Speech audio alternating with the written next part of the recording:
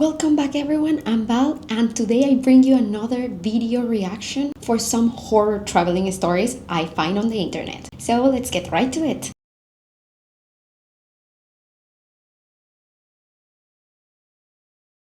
So for this one in particular, the creator says to watch it at 2 speed, so we're gonna try it at 1.5 and see what is it. It says, the scariest thing that has ever happened to me. Has been telling me that I should tell this story on TikTok because it's the craziest situation ever. So I'm bored enough today that I'm going to do it. So here's the story of the scariest thing that has ever happened to me and a lesson on why you need to take precautions when staying in a hotel, especially by yourself. So I'm in Grand Prairie, Texas for a work trip, which is a suburb of Dallas. I get to the hotel, everything's fine and normal. I get there and I do shower the first night I'm there. I sleep, I've stayed in that hotel so many times before, and then I go to work the next day. I end up getting back at like 11-ish p.m. and I decide to take another shower because I've been outside all day. I get in the shower and I look out the shower curtain and I'm like, is that a message on the mirror? So I turn off the shower and the steam has steamed up the mirror and there's a message that has been put on the mirror, fingerprint smudged in there. What? And it said there's a camera behind here with a little circle with explosions. And so I'm freaking out. I get out of the shower and I call one of my bosses and I'm like, hey, what should I do? And she's like, you need to leave. And so I went down to the front desk and I was like, hey girl, this is really crazy. I have a picture of this. This wasn't here last night when I showered. It's here now. The mirror says there's a camera behind here. This poor 18-year-old girl working the front desk is also freaking out because it's late at night. Keep in mind, I got in at 11 p.m. And she's like, we don't really have another room for you to go to. Our hotel is full, but you can check out. And I was like, yeah, I'll check out. And so I check out and then it gets crazier. So I check out and keep in mind it's late and the only hotel that has openings is 30 minutes away, and it's in a really nice area of Texas called Southlake, Texas. So I get in my rental car and I drive to Southlake, Texas, and I check into the hotel and everything's fine and normal. So I go to my room, I sit on my hotel bed and I'm FaceTiming my boyfriend, and then the landline phone to the hotel rings, the room. And so I was like, oh, I checked in late, maybe they need my credit card information or something. So I pick up the phone. On the other end of the phone is an old man's voice, and he was like, hello, I've seen you in Dallas. I wanted to let you know I thought you were pretty, Grace. So he knew my name. What? So my heart drops to the bottom of my stomach, and the only thing I can tell my boyfriend on the phone is I need to go, I need to leave here right now, someone is following me, I need to go right now. So I go down to the lobby and I'm like, I'm gonna call the police. So I call the police show up and they're like, did he make a threat to you on the phone? And I was like, no. I hung up on him before he could tell me more, but he knew my name and where I was. And so they were like, well, he didn't make a threat, so there's nothing we can do. Of course. We can ask the hotel to turn over their phone records, but they don't have to. The hotel front desk man was like, we won't show you the phone records, but we'll tell you them. Her room has received no phone calls tonight. And I'm freaking out, crying. I'm like, obviously that's not true. That's not true. That's not true. And the police were like, there's nothing we can do. They checked all my stuff for trackers. There was no trackers on anything. I ended up, one of my bosses lived, that's when I called, lived in Texas. So I went to stay at her apartment, but literally what? So stay safe out there. Don't be going to hotels unless you absolutely have to. Okay, that was so weird. That's an understatement. First of all, who will leave a message in the mirror saying there is a camera here? Did the previous guest do it? Or what happened? And if there was really a camera in the mirror, it makes sense that there was somebody stalking her. Why do I always see some weird hotel stories from the US? Welcome to America. If you're from the US and you're watching my channel, tell me what. Seriously, I see all these hacks to stay safe at hotels and hostels and everything like that. And when I stay in a private room, I'm like, I don't really have to do any of that. Nothing has happened to me. And most of the rooms I stay at have a physical safe, not only the card, for example, in hotels. So I'm like, what? So leave it in the comments. So for this particular story, people in the comments says what happened next? Is there anything else that happened after that? What happened with the guy? Did the police did something at the end? So she actually made a part 2, so we're gonna watch that, this time in normal speed. Okay, I'm coming at you live from my lunch break at work to give you all the updates and to show you the picture of the mirror. First, one of the frequently asked questions was, did you tell the second hotel what had happened at the first hotel? And yes, I did. I was checking in at about midnight. My hair was wet from being in the shower. And they were like, why did you just make this reservation in the middle of the night, sopping wet hair? Yeah. And so I did weird. tell them, and I actually showed them the pictures. So yeah, they could have been playing a sick prank on me, which is still awful, or they could have been taking advantage of me since they now knew that story and knew that I was alone. So either case, I'm glad that I got out of there and stayed safe. One of the next questions I got was, why did you go from Grand Prairie to Southlake? All the Dallas people know that that's really far away. And the answer is, my work is the best, and they wanted to find me a hotel that was safe. And so they thought that Southlake was a really safe area. and it was so late, so it was one of the only hotels available. So that's why I ended up staying in South Lake. The next point I want to bring up is that when I showered the first night at the first hotel, this message was not on the mirror. When I showered the second night, it had shown up, which makes me think that maybe someone had been in my room when I was at work that day, after because I knowing didn't it was a get girl housekeeping staying that day. That's why I was so freaked out, is because it wasn't there the night before. Okay, so now for photos of the mirror. I'm going to show a few because I was trying to get pictures fast so I could get out of there. This one you can kind of see the explosion with the lines coming out and see part of the text. This one I think you can see the text one of the best. You can see camera, the C-A-M-E, on the top right and then corner. you can see the B-E-H. And then again, that explosion to the side, it says there's a camera behind here. Okay, and then I zoomed in a little bit so you can see camera behind. And then here is written kind of where my face is. Let me move my face. And again, here's another picture of kind of the whole mirror and everything that I saw while I was freaking out. So yeah, let me know if you have any more questions. I'd be happy to answer any more questions about the situation. Again, I'm glad I'm safe. This was a little bit ago, so yeah. I'm safe and I'm home now. But yeah, stay safe out there. Take precautions when staying in hotels, and make sure they have a ton of hotel safety tools online, things you can check for cameras, alarms you can set that I now have. So I definitely recommend getting those and staying safe. You see, that's what I mean. I've never had to carry things like that on me while traveling. Never. I haven't been to the US, mind you, but from all the countries I've been to, I've never had to do things like that. Like, I've never felt unsafe, and there are no weird mirrors or stuff placed in the hotels or hostels I've stayed in that make me feel like there would be something going on. So it's really weird. Like, nobody has ever tried to open my room, even though I solo female travel most of the time. Like, all of those horror stories you hear, never. The point of this story is, as usual, when I see stories like this, stay safe, especially if we solo travel and everything like that. Let's move on to the next story. Could potentially be in a dangerous situation, but because I've solo travelled so long, I think I've become numb to what's dangerous and what isn't. Up to Queensland to meet a guy, because when you've run through half of Sydney, you've only got so many options. We just spent the last couple of days in Noosa, and then he was like, oh, I have a property that's like 3 hours away from here in the country. So because I think this guy is cool, I trusted him, and I said, yeah, let's drive 2.5 hours, let's go on a road trip, let's take the property, which is where Just talking about safety. Mind you, I'm in this car, probably on the way to my own murder, queued 100 tracks, legs on the dash, having an absolute giggle and a gaff, and then we arrive, I sit on the grass, and then I go, oh, I am in another state with a man that I don't really know. He's just driven me 3 hours out into bumfuck. I've gotten in willingly with a dumb smile on my face. He drove a manual car up so I can't drive out, and he has weapons in the back. So what do we actually think my chances of survival are? I'm thinking they're slimmer than me after my morning shit. I'm deeply afraid.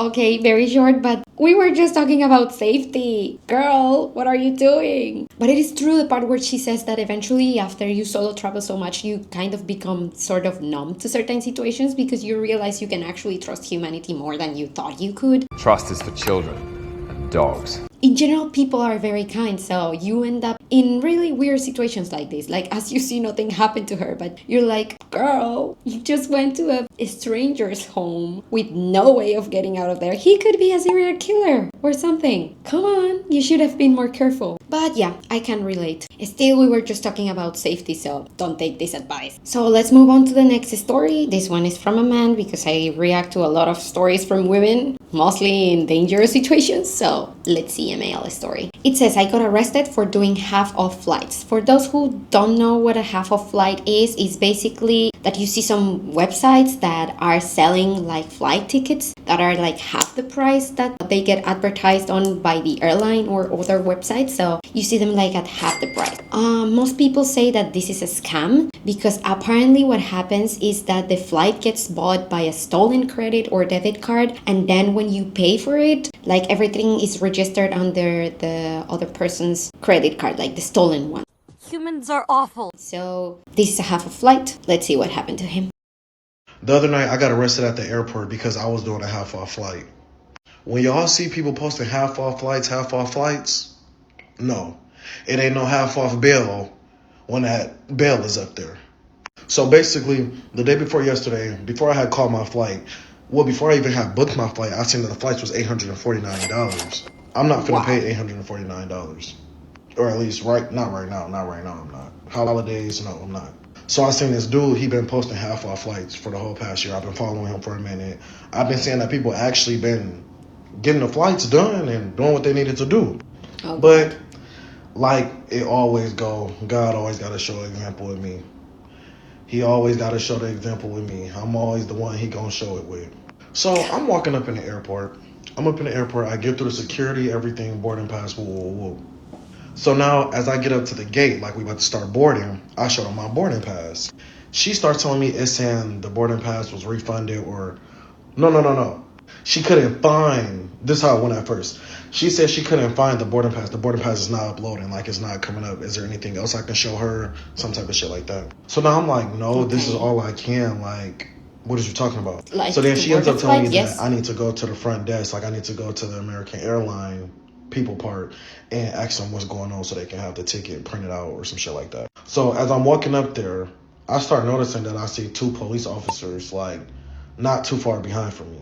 But I'm thinking like they just there for security measures and shit like that. It's the airport. So now as I get up to the front desk, I'm asking the lady like, what's going on with my ticket. She starts asking me for my confirmation number and all of that. So I'm giving her my confirmation number. I'm giving her everything. He has everything, I guess. Next thing you know, the officers come walking right up behind me asking me, hey, are you stated my name? And I said yes. And they asked me if I was having any issues with booking my ticket, like with my ticket being booked. I said yes, I do. For some reason I can't board right now. Then they go and say, was the card you used under your name? I just said no. I had a friend book it for me. They ended up saying, well, we need you to get that friend on the phone right now so we can confirm that this is his card numbers, because as of right now it's pushed back for fraudulent activity, so that's why you're not able to get on your flight. So now I'm blowing up his phone. Nothing's going through. Like, I'm trying to figure out what the fuck was really this half off flight shit. And after like 15 minutes of him not answering, they sat there with me. They told me that I had to put my hands behind my back and that I was getting arrested for some fraud shit and identity theft. And God. I just got off this morning, but that half off flight shit, this is not valid. No. You see, that's the weird part. And on top of that, when you need that friend to pick up, they don't pick up. Like, I really need you to pick up right now, but they don't. You had one job. You call them at any other time of the day of the week when you actually don't need them and they will pick up. But the moment you need them the most, they won't. That's just life. But yeah, if you see anybody advertising half of flights or things like that or weird stuff, just don't do it. As you know, I book cheap flights and I use an engine like that actually gets discounts on flights or gets you the plane ticket a little bit cheaper than it actually is. That doesn't sound shady at all. But the discount is not that big, like it's not 50% of the ticket. And I most of the time use the engine to search for the cheap flight and then I book directly with the airline, so to avoid any of these things. And I actually always pay for my flights with my own card. Flight ticket, concert tickets and things like that, you may get asked for the credit card that you used to pay that. So always try to pay with your own credit or debit card for your own sake. So he also said that he eventually got out of jail that morning. In case you thought that the story is inconclusive, I guess he was able to call the friend and confirm everything, that he just got scammed, and that was about it. Let's move on to the next story. So the final story we have for today is actually a 3-part story from a nurse, and I was told it was very disgusting. So it starts with the my gutter oil story. So I don't even know what that is, but apparently it is disgusting. So let's check it out. About gutter oil, and if you don't know what gutter oil is, I am so sorry for what you're about to learn. But gutter oil is when people go down into the sewers, take the feces and the fat off of that, and whatever else is down there, they boil it up, make it into oil, and then sell that to restaurants and street vendors for them to use in their food. It's illegal in a lot of places. People are trying to get rid of it. But most people who do it are just trying to survive and make money. Back in 2019, I went on a Groupon trip to China. The trip was about $600, and that included everything except for a couple like little excursions. One night we could pay extra to go on one of the excursions, like for the night, it was a show, or we could stay in Shanghai and like just do whatever. So me and a few of the others who didn't pay for it, we decided we're going to just go around Shanghai and walk around and go get dinner. We go to a restaurant and it seemed nice enough, and I ordered a dish that didn't have anything that had meat in it. And there was something slimy on top, but I was told that it was eggplant. We went straight from dinner back to the hotel. As I'm walking in, I'm like kind of on the wall. I'm like, oh, hold on, we gotta stop. I'm starting to feel odd. Get to the room, I take a Zofran and a Pepto-Bismol, and I'm like, okay, I'm okay. Moments later, I'm having the most violent episode of vomiting, diarrhea. I'm crying, and like I just couldn't control my body.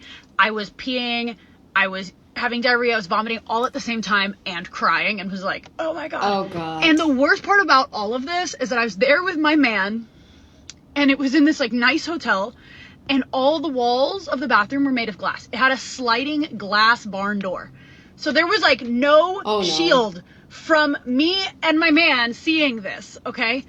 He doesn't get sick at this point. He had just rice. He ends up hosing me down in the shower, whatever. I think the worst is past me. Night is miserable. I end up shitting myself later. It was, if my relationship made it through that, it could make it through anything. We get on the bus the next day, and the whole group of us who went out the night before, except for my man, are out the window just... Oh gosh. The whole ride, like off and on. Somebody's vomiting out the window. The bus proceeds to break down, and now the air's not working, and we're feeling miserable, okay? Sick to our stomach, vomiting out the windows. Now it's hot. Next day, a different group breaks off from the group and does their own thing. And when they get back in the bus, it's the same thing. They're out the windows. While we're just walking, like going down the street, everybody's just vomiting out the windows. I would love to say that's where the story ends. Oh no. So I have to say that I didn't know that, and it is actually very disgusting, and it will make a lot of sense why everybody got sick on this. I am just extremely disgusted. You and me both. And I apologize if anyone was watching my video while eating. I'm not going to be the same person I was before learning about this. And it's so sad that there are some countries and places in the world where you cannot actually like go on your own way. Like she literally booked a tour, but the one and only day that they just did their own thing outside of the tour and this happened. I am a person that I personally don't like tours unless it is really, really worth it. But this is actually very discouraging. And before any of you comes and say, of course, China. Nah, this could happen anywhere in the world. So let's go to part 2.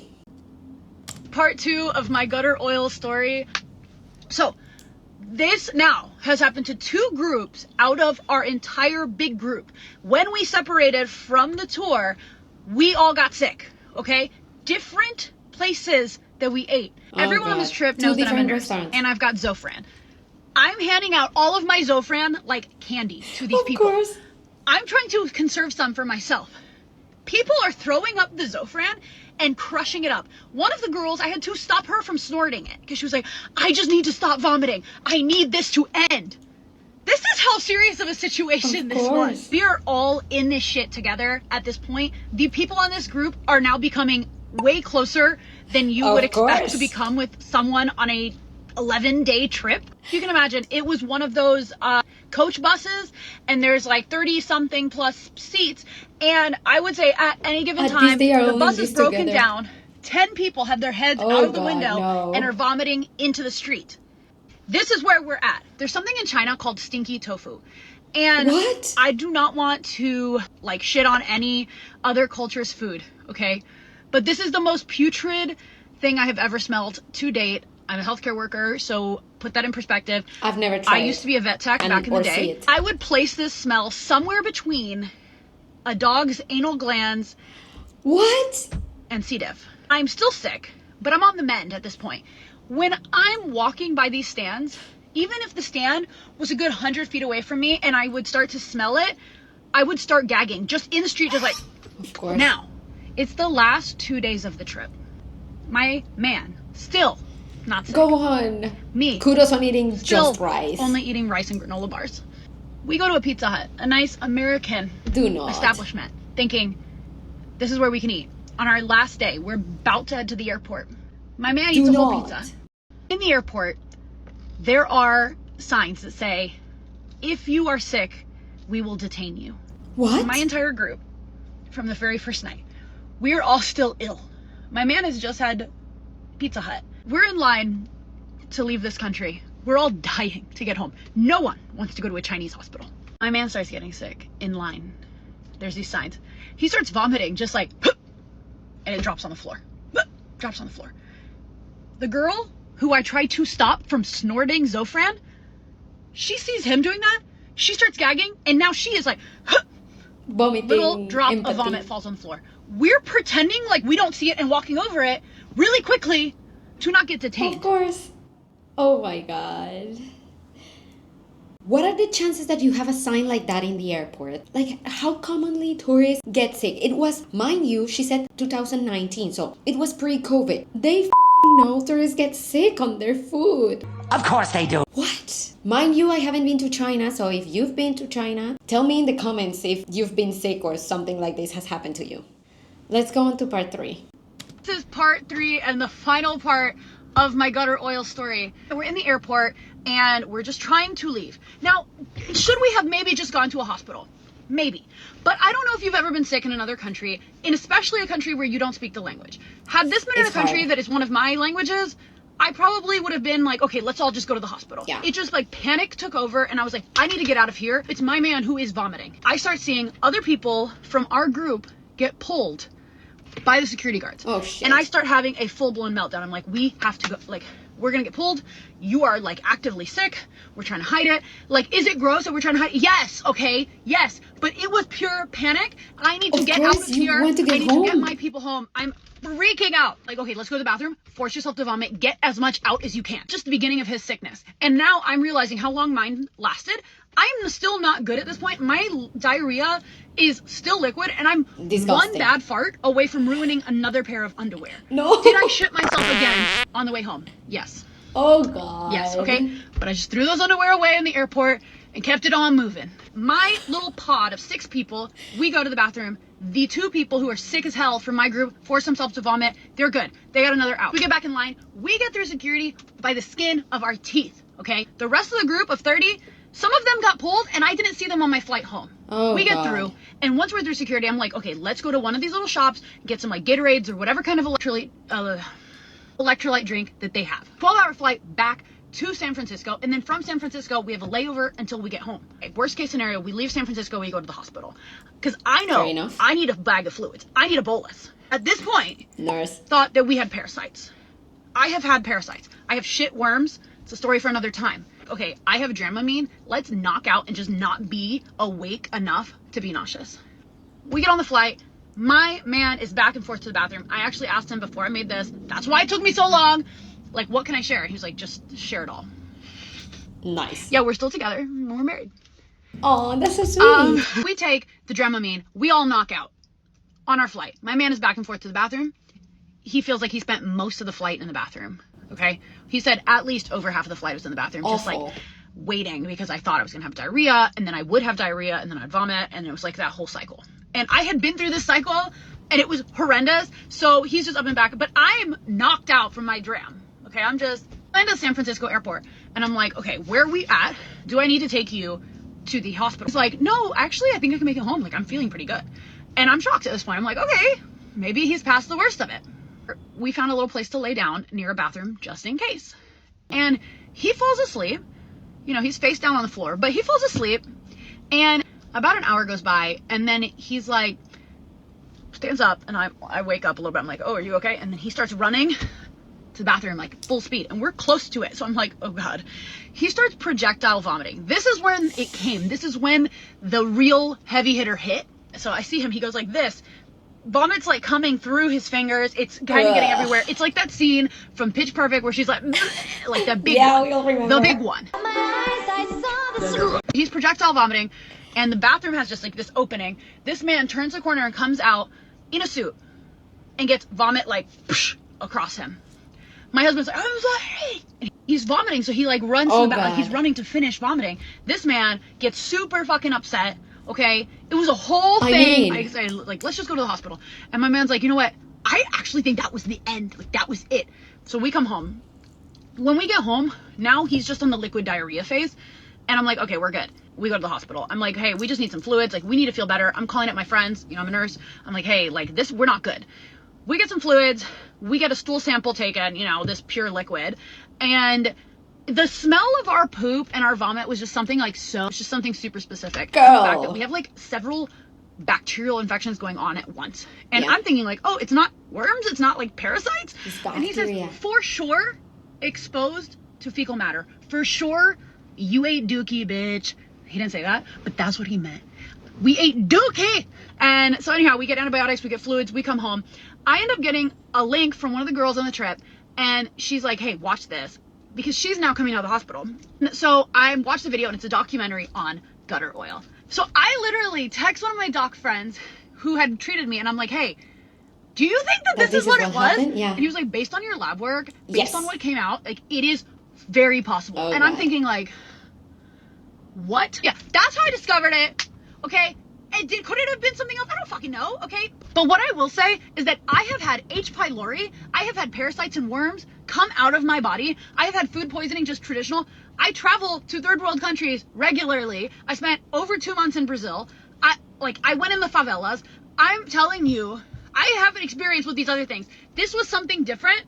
And I know that it was gutter oil, at least for me. Maybe the other people just got food poisoning, but I know that I wasn't eating meat because I was already sus of the meat. And what I think is so funny is that people are literally thinking I'm making this up. This is literally my post from when I was in Shanghai. Look at what I wrote.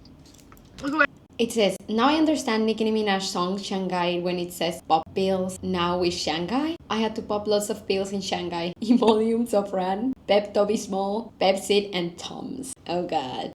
I wrote. Poppin' pills in Shanghai. Poppin' pills in Shanghai. Zofran and Imodium. Why would I make this up, bro? I shat myself. I'm sharing my shitting myself stories on the interwebs.